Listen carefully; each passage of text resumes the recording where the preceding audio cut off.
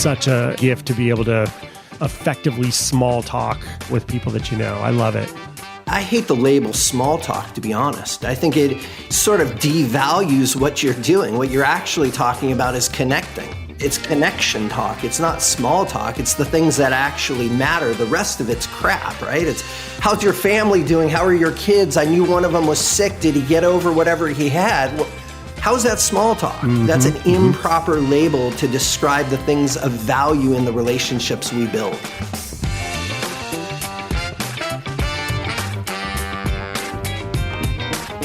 Hi, friends. Welcome to the Sales Enablement Podcast. I'm your host, Andy Paul. Now, that was Ralph Barsi and Howard Brown. Howard's the founder and CEO at Revenue.io. Ralph is the vice president of global inside sales at Tray.io. And together and separately, they're among my favorite guests to have on the show. So I'm fortunate to have them both here on this episode together. And in our conversation today, we're talking about a range of compelling sales topics, starting with how important are sellers, the individual seller, in today's sales environment in terms of how important are they in the buyer's calculations about what solution they're going to buy.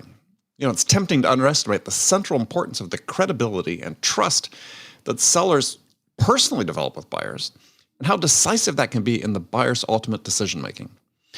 We also explore the relative importance of some critical traits for sellers, such as research shows that curiosity is more important than intelligence as an indicator of success. So if that's the case, if curiosity is so important, then how are managers screening for curiosity in the hiring process? And then we dive into the topic of emotional intelligence and the role that that plays in sales. And we talk about the importance of win rates as a key metric in sales. Some sales bosses don't believe that win rate is an important metric. Others think that's crazy, including me. So we're going to get into that. So all this and much, much more. But before we get to Howard and Ralph, I want to remind you to subscribe to this podcast wherever you listen to it. And if you subscribe, we'd certainly appreciate it if you could also give us your feedback about how we're doing in the form of a review. That'd be very helpful. So thank you. All right, let's jump into it. Ralph Barsi, Howard Brown, welcome. Great to be here. And Ralph, you're joining us from where? Beautiful Danville, California, about Danville, 35 California. miles east of San Francisco. And Howard, you're right here in Los Angeles, California. You're like next door neighbors to the Kardashians, aren't you? Yeah, they live a couple doors up, actually. Okay. Several of them. The Kardashians and the Biebs, he's close there too, right? Nah, I think he's across the freeway. No, we have Drake and Madonna in our neighborhood. We try and stay with the old school. Okay. Yeah. Yeah. Very cool. Ralph, who's in your neighborhood? E40, famous hip hop rapper from the Bay Area, originally from Vallejo. He lives a stone's throw away in Blackhawk. Oh, in Blackhawk. Is he a That's golfer? Right.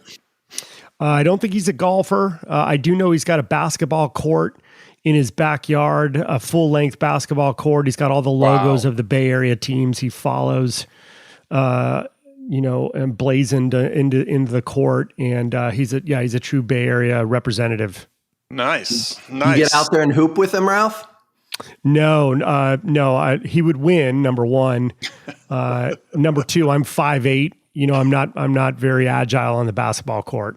No. But where Ralph is incredibly agile is he's a rock drummer. He's a rock and roller. Drummer. You know it. Yeah. It. So tell us the name of your band again. Yeah, we're called Segway, Segue, not to be mistaken for the thing you ride around town. Right. And we played our first live performance in a club earlier this month. It was the first time we'd played in a club in the last 6 years. So it felt great to get the cobwebs dusted off and get back on the kit. And we actually had a pretty reasonable crowd, all things considered. So yeah, it was really fun. That's awesome. What kind of music? Yeah, rock and roll and blues. I'd say we probably have 60 to 70% of our music is original, whereas the other, 30 to 40% are covers, and the covers range, from bands like the Black Keys to the Hives to the good old Rolling Stones. Nice. Yeah, we're gonna have to make it down to LA, Howard. But you used to tour though, right? We did. Yeah, we did. Well, let's use that term lightly. We definitely played the entire Bay Area, but we also went to Southern California. We played Santa Monica. We played San Diego, specifically in Pacific Beach. And we got around, but that was back in the day. Yeah, because you've been together for a long time, the band, right? Yeah, we formed the band in 1994. So, yeah, we've been around for a bit. I had a full head of hair when it started. Headbang, right? You got to have that hair going up and down, no doubt about That's right. That's right. You rocked the hair off your head. There you go. Yep. He rocked so hard, he lost it all. I love it. Yeah, well, Howard, you're going to see the videos. Ralph's going to send them to you. They really do rock. And unfortunately, they'd lost their lead singer a couple years ago, who is an incredible singer. But Ralph helps run a foundation for heart research as a result. I do. Thanks, Andy. They're called the Gable Heartbeats Foundation. So by all means, check them out. And I appreciate you bringing that up. Yeah. Well, it's a great cause. So, all right, we're going to talk about sales eventually here. Hey, I'd run across some research from 2015, been published in the Harvard Business Review. And I thought it'd be interesting there are sort of few key points I'd be interested to see what's changed perhaps since then and this was a report is authored by Frank Cespedes and Tiffany Bova. And one of the key points there was that B2B buyers report that compared to other sources of information, interactions with sellers are the most influential in their decision-making process. So, has that changed? I think it absolutely has changed. I think the sales rep today is more of a additional channel for the buyer.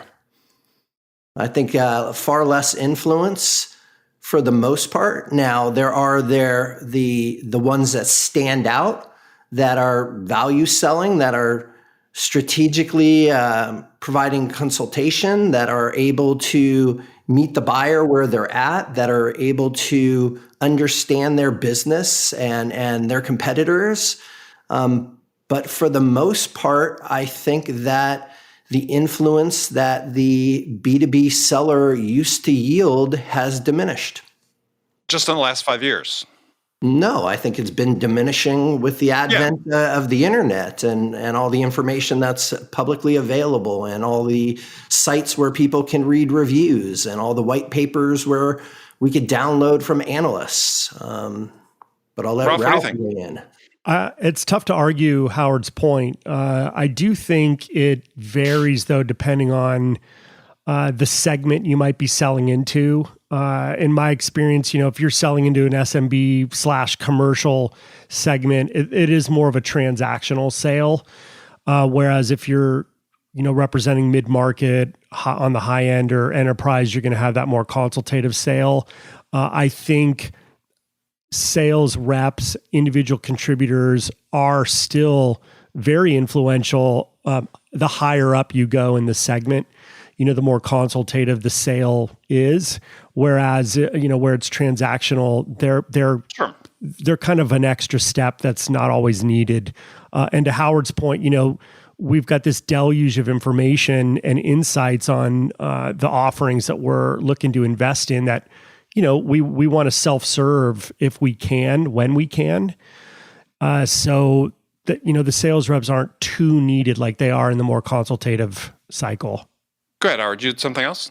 Well, I would just say, look, based on the Forrester study of RevOps and intelligence platforms, they're saying that 66% of buyers say they're treated like a number. 59% want a faster, easier process. 83% of the journey is seller-free, and 44% of millennials want a full seller-free experience.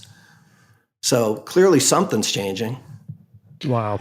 Well, I'd make the argument that buyers since the beginning of eternity would like a seller-free experience, but perhaps they're more likely to be able to get one these days.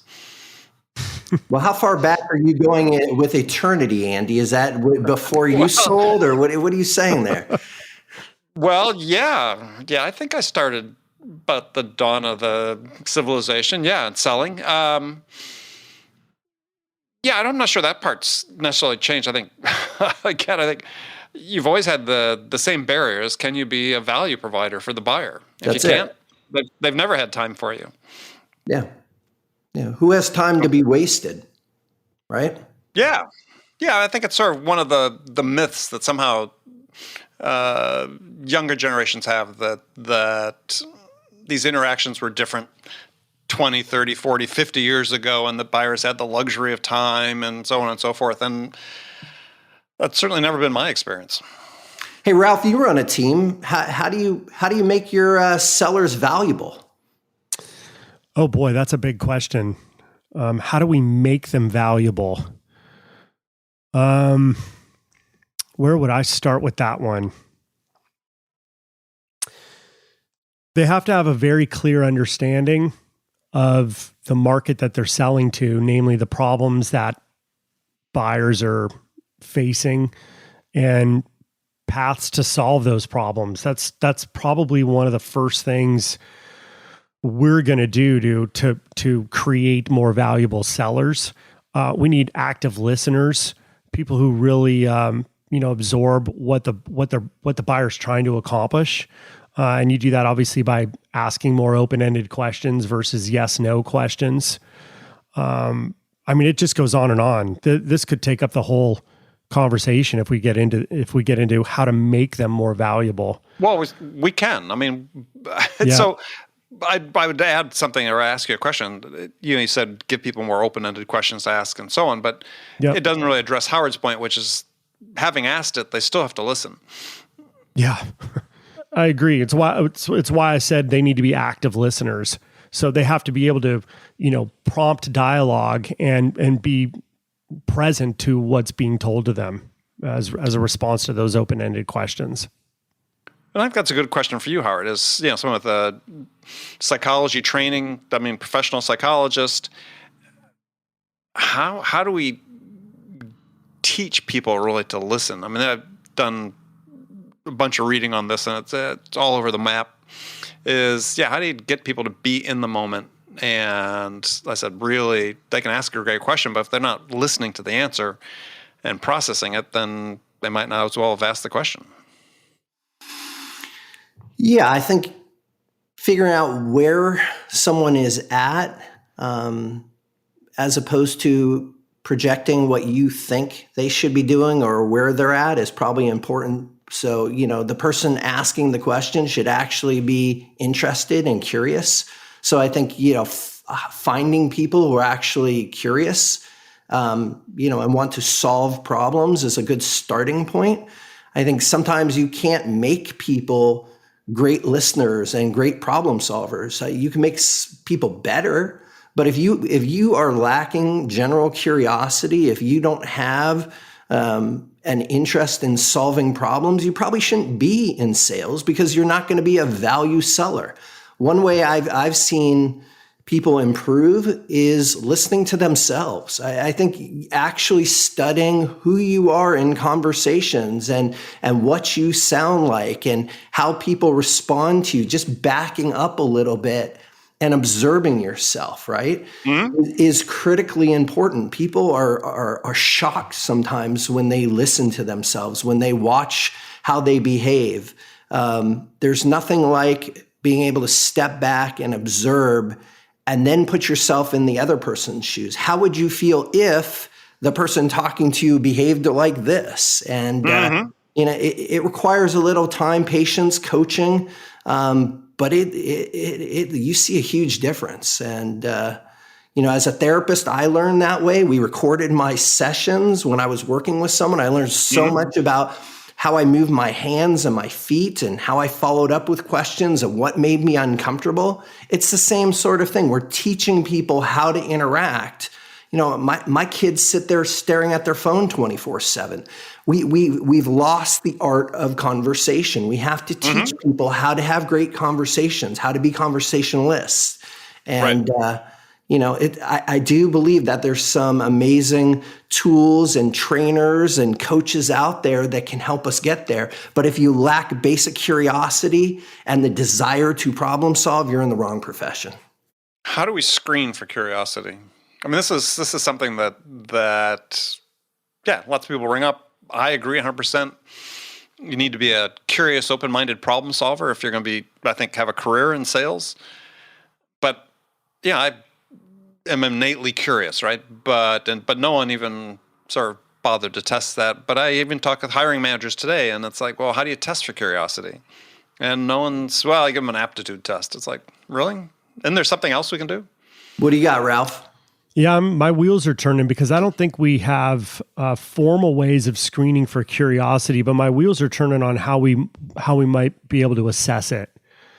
It's almost like maybe in an interview scenario, I share an anecdote, tell a story, but I connect the dots for the candidate first, saying, look, I'm gonna tell you here's what's going on. Here's a scenario we're struggling with today, and just maybe gauging what types of questions they ask, how often they interrupt, or if they interrupt or intervene at all, are things that I'd be listening and looking for. The types of questions they're asking me, how many questions they ask, and then what they do with the information that I give in response. Are they able to kind of process that in real time and then begin to prescribe? Or how long does the diagnosis process actually go? I mean, I'm just trying to think how I would do that on the phone with someone, how I would do it via a web call or in person, where I could actually quantify and quote, screen for curiosity. That's a good one. Mm-hmm. I think it's so needed too. Yeah. Well, I mean, because if you ask, and I certainly have asked on this program, number of people, number one trait or quality they look for in a great salesperson, it's curiosity. And yet we seem to have this gap in terms of, all right, well, how do I identify that in someone that we're interviewing? And, prioritize it in the interview process, in the hiring process. Yeah, I also think about it. Does it make sense for me to first be curious about them and about what's going on in their world to, I don't know, maybe indirectly prompt them to then be curious in return? Not quite sure, but it's something I want to formalize if I can. Mm. Yeah, for me, curious people tend to be, they love to educate themselves, right? They always are talking about some new book they're reading or some podcast that they're listening to.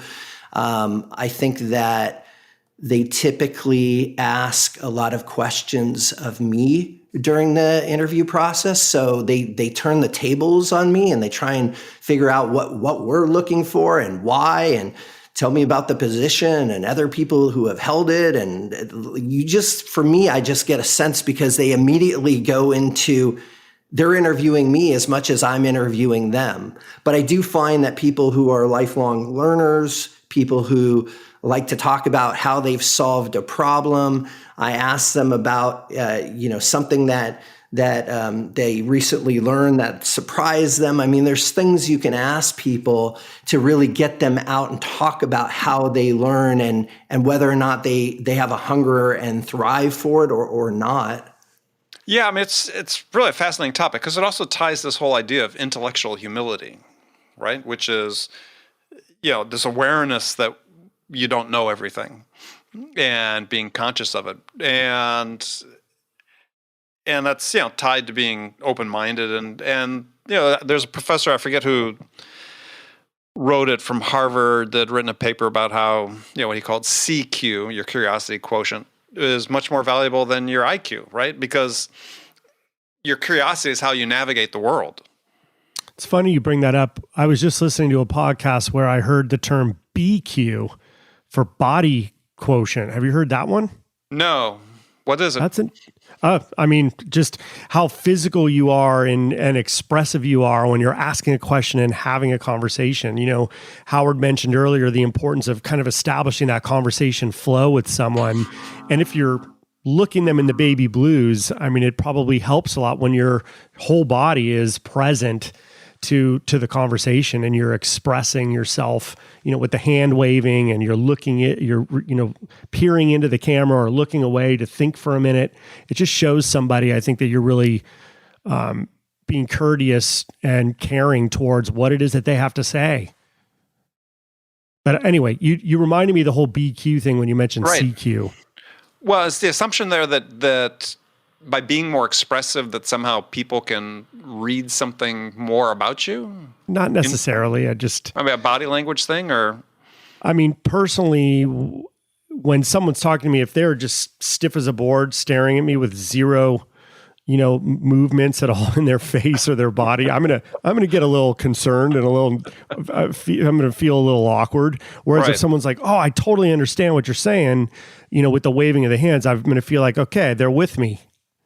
Yeah, I think what you're talking about is really your ability to mirror affect, right? Like if you're showing frustration and anger and somebody mirrors back, it sounds like you're really upset. Or if they're excited and then they raise their voice and they're moving their hands around, that's how we communicate as people, right? We feel most comfortable when people are mirroring us, when they're like us. We're all sort of tribal in many ways. If our communication is being mirrored, if we feel like we're being understood or heard, that's the kind of thing that draws us closer, builds trust, builds rapport. And I think those are the kind of things you're talking about, in addition to the fact that people like to talk about themselves. So if you can get someone to open up, if you can be curious and then connect with them, well, that's the basis of a relationship. That's the starting point. So definitely screening people for curiosity, ability to mirror, engage,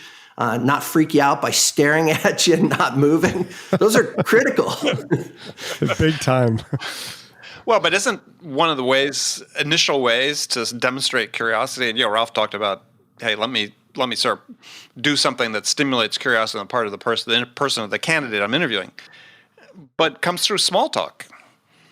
Love it. Yeah, when you Love first not require, but ask something of the other person first before talking about yourself. It's that simple thing like that. I mean, if you're looking for that, for me, that's always a cue when I'm talking to somebody is, are they interested in me?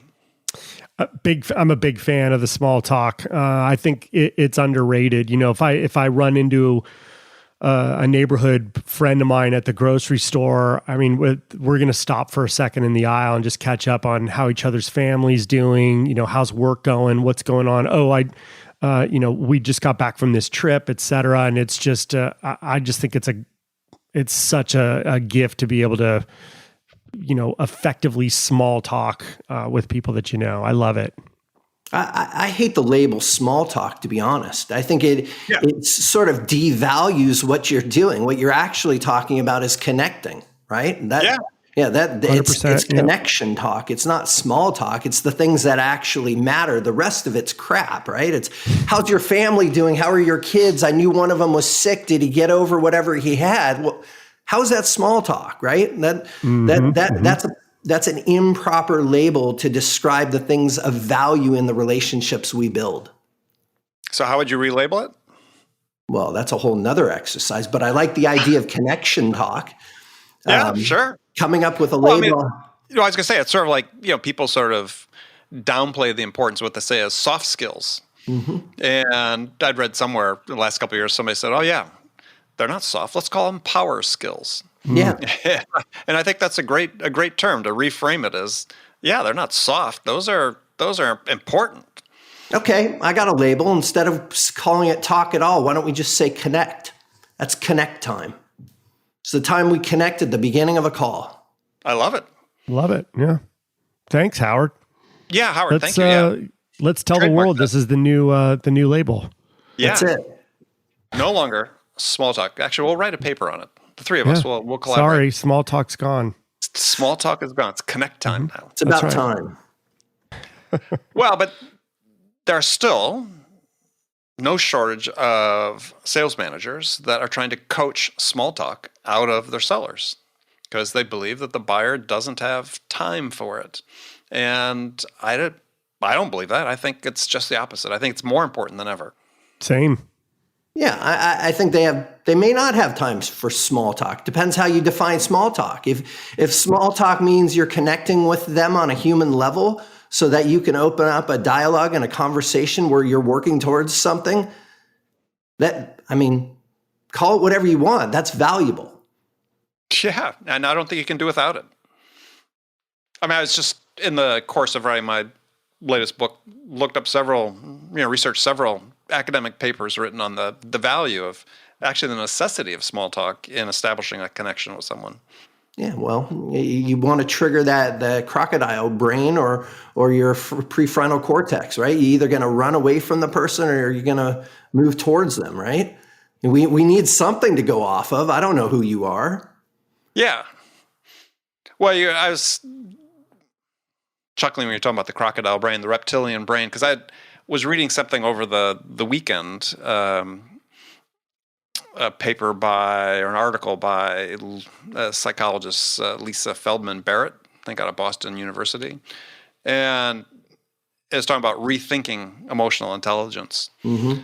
And she's written a book about emotions, emotional intelligence, and she says in this article that sort of the two most common assumptions we make about emotional intelligence basically are wrong.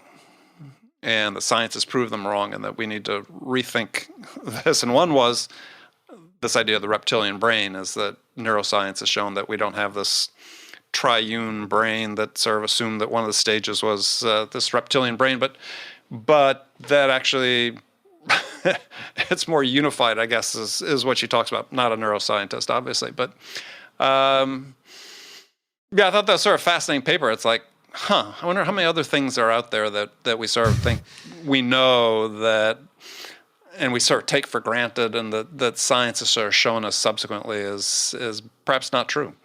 I mean, I remember I'm sure as it relates to neuroscience quite a bit, but I will respectfully disagree with her that there are different parts of the brain. Yes, they are interconnected, but there's absolutely studies that show if you damage certain parts of your brain and you stop the processing ability, then you go back to the things like the amygdala, where it is very, very primitive. And there are parts of your brain that can absolutely handle executive functioning and relationship building. So, again, there's lots of papers and lots of opinions, and that's why people continue to publish.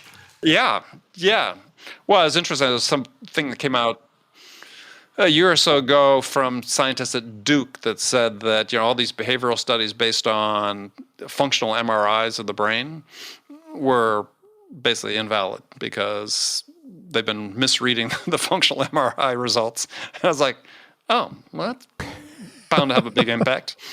Yeah. Where do we go from here with all these? That's right. Well, I mean, I read a paper 2 years ago by a economist from Northwestern, I think an economist from Northwestern, talking about loss aversion. Loss aversion is sort of embedded in our whole way of looking at oftentimes sales, negotiation, and so on.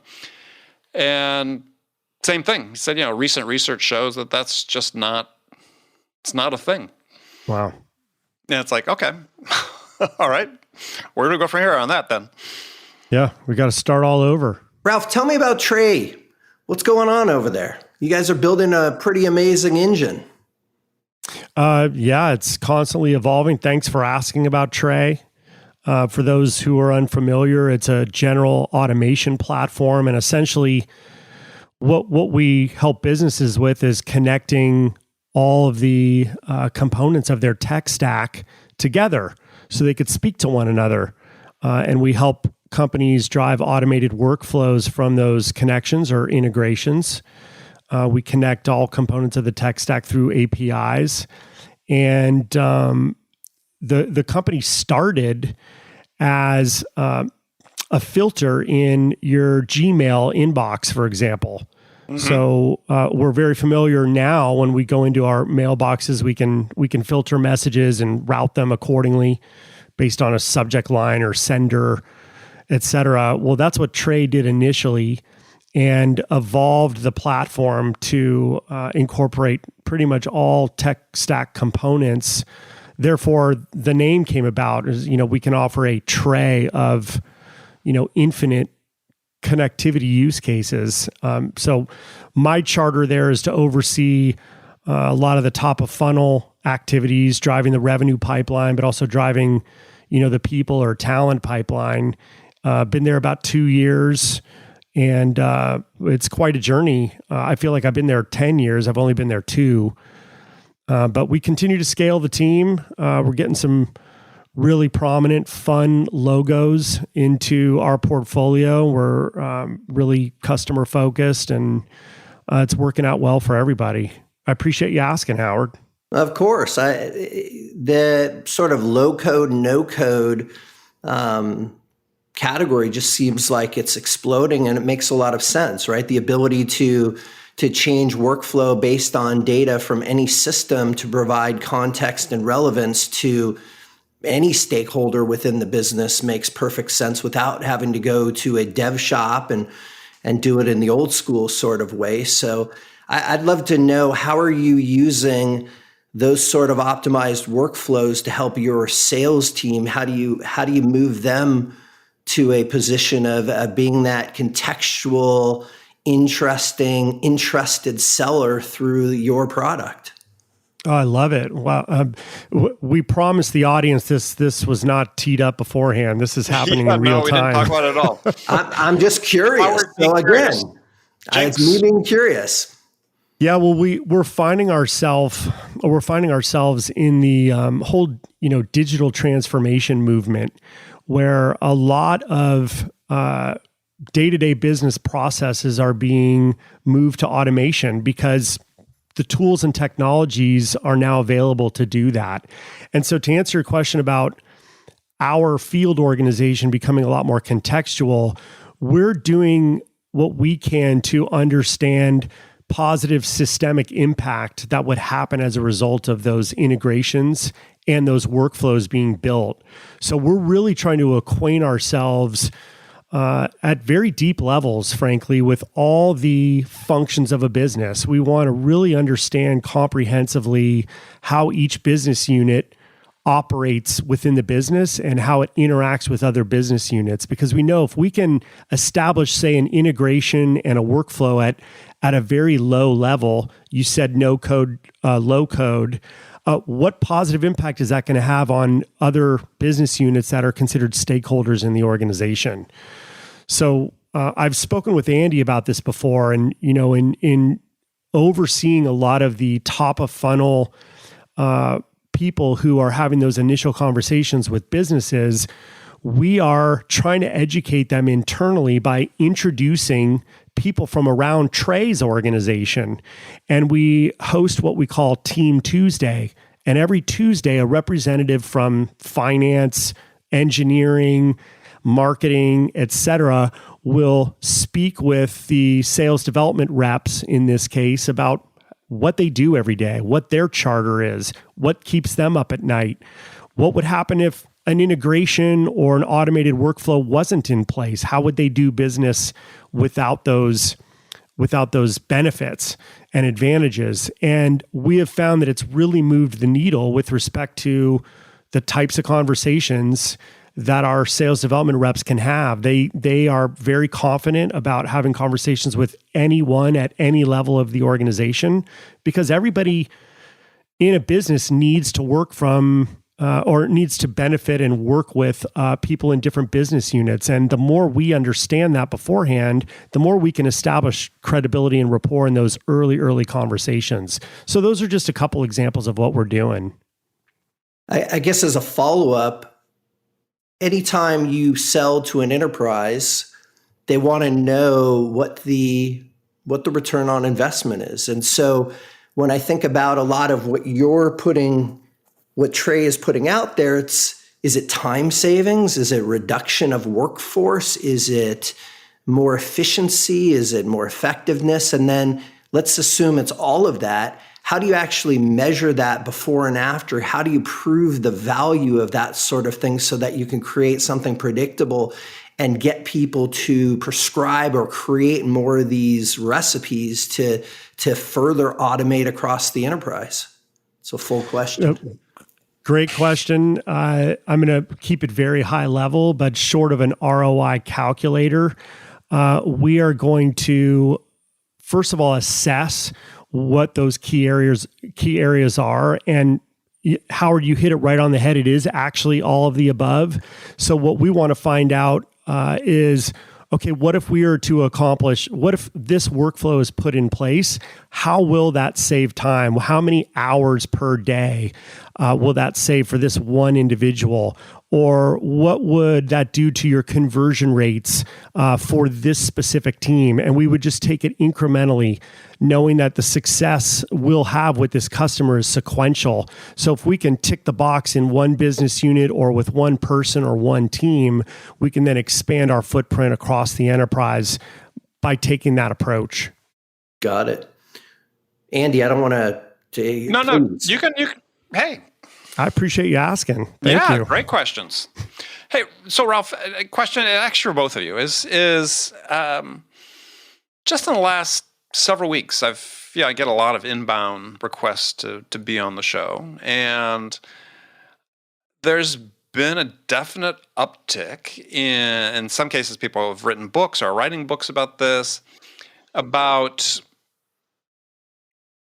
how the sales model in SaaS, the SDRs, AEs, just has to change. And it's mostly written from the perspective of SDRs. I think somebody's written a book called The Death of the SDR and other things sort of along that trend. And I haven't read the books, but I'm just, responding to these pitches I'm getting that, I'm seeing a little bit of trend. I mean, what are you seeing, Ralph, in terms of just in your company? How are you rethinking your sales model, or are you rethinking your sales model?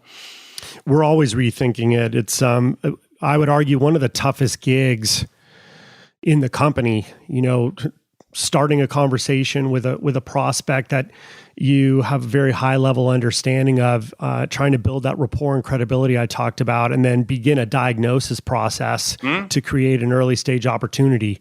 Then you throw into the mix the fact that so many people now work remotely that a lot of office numbers that these SDRs use to reach these prospects by phone are a moot point. They're obsolete now. Right. And that leads them to get mobile numbers, and people find that very invasive for the most part, that you're calling me on my mobile number. I don't even know you, or you're calling from an unknown number, so I'm never going to pick up. And it makes it really, really difficult. So we think it's really important to leverage the tools that we have by way of webcams these days, as well as get really, really good at your writing skills, because email isn't dead. I think a lot of people argue that it is. I argue that it isn't. In fact, I think email is still one of the primary means of communication in business today. But email will be read if it's a well-written email. And of course, if it's a timely email, or if there's some warming up of the connection in the first place by way of mutual connections, brokering of introductions, et cetera. So we're always evolving our business model and our go-to-market model based on, how the landscape is changing with today's day and age. Well, are you seeing the possibility that because I know, again, back in people sort of sending me these pitches and sort of inferring, since I've read the books, what they're saying is that, we're going to shift back, or do we need to shift back to full cycle sellers again? Depends. I mean, I know it's a broad question, but it's... I think it depends. B2C versus B2B versus, B2B, vertical, all that thinking more jazz. Complex B2B. Yeah, perhaps. You're talking to somebody who's very partial to the top of the funnel activities and the resources needed to start a lot of those conversations. I'm probably not going to agree that, gone are the SDRs. We need full cycle. And frankly, I don't know a lot of account executives who really want to do that. Well, no, I'm sure that's the case. Yeah, I would weigh in and say that the role needs to evolve. So the training needs to evolve. The expectations, as opposed to just smile and dial and write as many emails or do as many cadences. How about use the data that we have on our prospects, on our ICP, understand what they're downloading, where they're at, get involved in that value prop, like talk, be that expert instead of just calling them an SDR. How about they're a solution consultant, right? They can have conversations. They can't solve the whole thing and they're not going to solution the product or service, but they can have a really useful conversation and maybe inform you how you are not following industry benchmarks or how you aren't doing what the leaders in your space are doing, but they need to be trained that way. They need to have those sort of conversations where if they're calling into a business, they better understand a little bit about my business. They better understand what's going on with my competitors so that they can add value. And I'm going to invest my time with them because they have something that I can use. And then from there, if I feel it's valuable, then I'll invest another 20 minutes in maybe an AE or somebody else. But I don't think it's that we need to get rid of them. We need to do a better job training them and educating them on our product, on the market, on the competitors, on the value that they can deliver. I think that's too extreme to say death of the SDR. Let's train them. Let's evolve them. Let's give them the power of all this technology and all of this data to do their job better. So I agree, but what's holding companies back from doing that? I mean, there's this, Howard, you've seen as well as I have over the last year, and Ralph, I'm sure you have as well, statistics about, stress and mental well-being among sales reps and particularly acute among SDRs, high churn rates. It's like, some companies do a great job, but it seems like it's too few. That's I think what's really driving it. So what's it take to get a company to say, we're going to make this investment? And that's not just, the SDRs just aren't cannon fodder. This is a career. This is a serious professional, to your point, Howard, and we're going to invest in them accordingly. I think it starts in the recruiting process, first of all. You have to look for that top talent by taking an approach where you attract the top talent versus pursue it. So you got to be pretty specific in detailing the qualifications, responsibilities, and the expectations in the job description. You have to have more meet and greets where you provide insights and information on what your team culture is like, what your marketplace is like, what problems you're solving, just to make sure that at least in the first to the first degree, you're attracting the right talent who wants to be there, who wants to be curious, who wants to learn about the problems that we're solving. And about the different personas that they're calling, et cetera. I mean, Howard, the way you explain it, join the party. I've experienced that as well with the cold calls that I've received, with the cold emails I've gotten. And for a person in my position, it breaks my heart. It's very frustrating because I feel like they're misrepresenting our profession and not putting their best foot forward. Perhaps it's because they're pressure to try to make a number, and try to get as many meetings as possible without just taking a minute to take a deep breath and find out, it turns out I know Howard already through these two people, but I just didn't take the 2 minutes to find out who else Howard might be connected to in the market that I can maybe get an intro to him through one of them. I mean, it's just some real high level, fundamental, basic stuff that's not being done, and it pains me to watch. I would add that it very much is a top-down commitment, right? Mm-hmm. So if you think about, look, what are we talking about? We're talking about investing in our people. We're talking about training our people. We're talking about empowering them, right?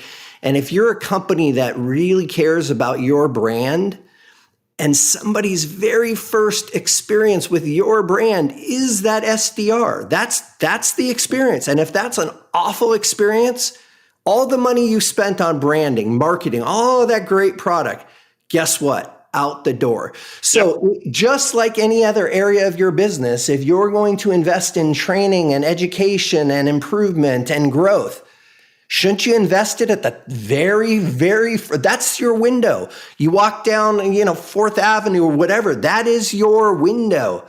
So it's really important that we don't just look at them as the low man or the low woman on the totem pole. They are the very first contact with your customers and your prospects. And guess what? If they're not better than the next one, they're going to go with your competitor.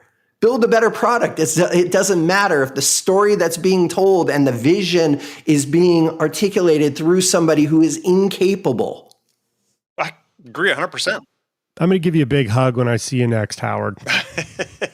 I look forward to it, man. It's been a long while.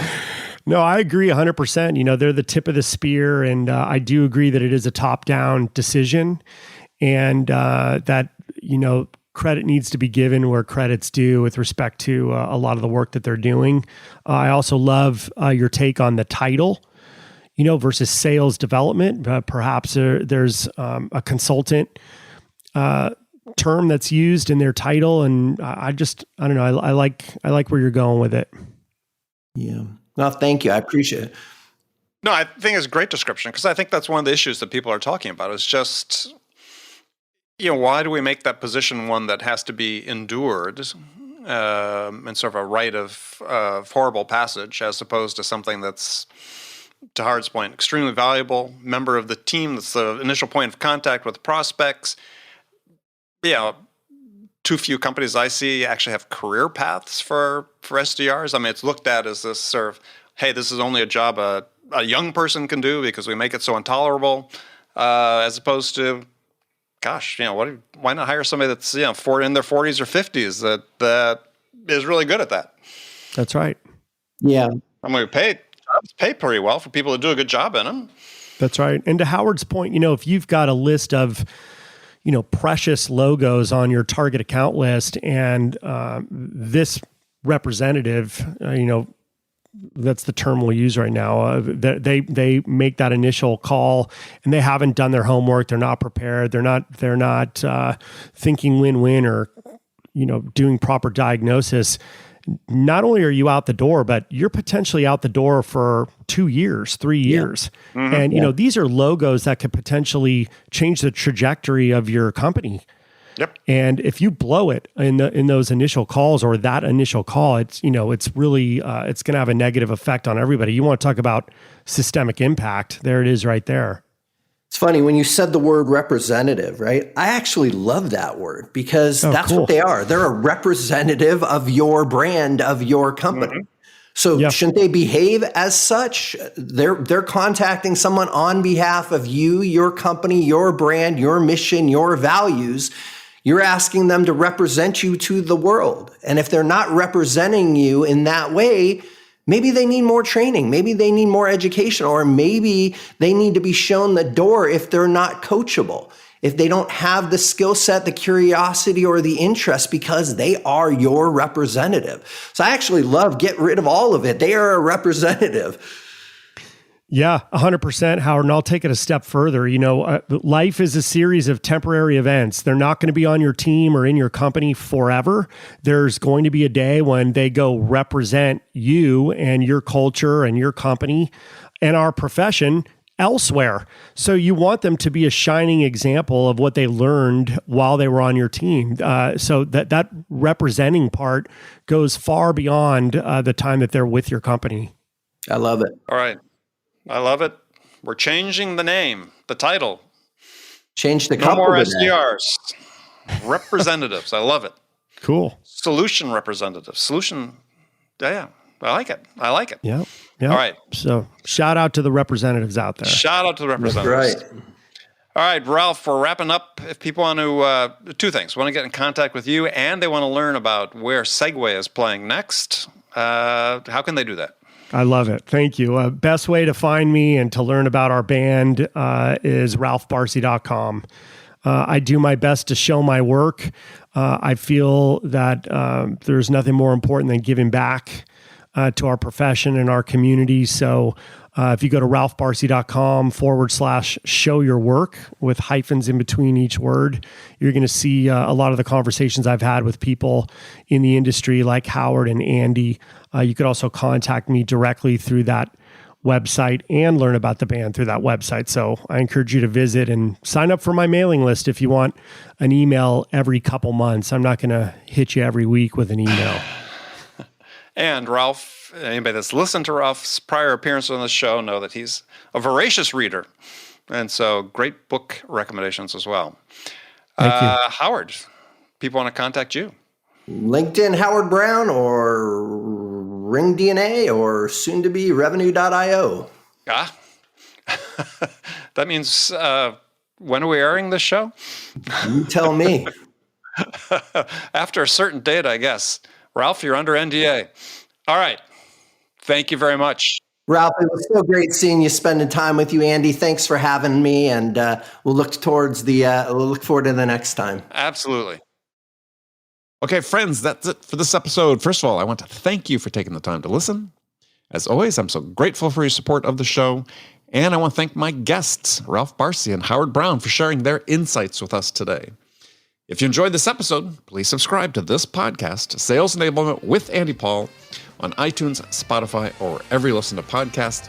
You can do all that on your phone in less than a minute as soon as this episode is over. So thank you for your help. And as always, thank you so much for investing your time with me today. Until next time, I'm your host, Andy Paul. Good selling, everyone.